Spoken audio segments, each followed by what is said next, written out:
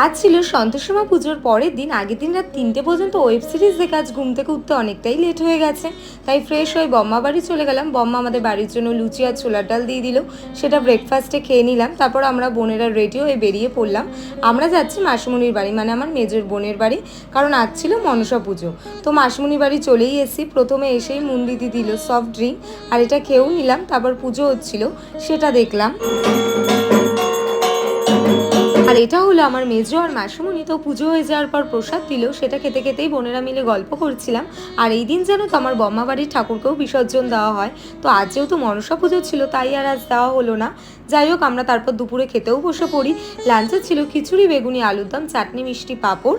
তারপর একটু রেস্ট নিয়েই বেরিয়ে পড়লাম ফুচকা খেতে। এসে দেখছি মাসিমণির বাড়ির সন্ধ্যা আরতি হচ্ছে, সেটা দেখলাম। তারপর মাসিমণি প্রসাদ দিয়ে দিল, সেটা নিয়েই বাড়ির জন্য বেরিয়ে পড়লাম। তো এইভাবেই আজকের দিনটা কাটালাম। So by.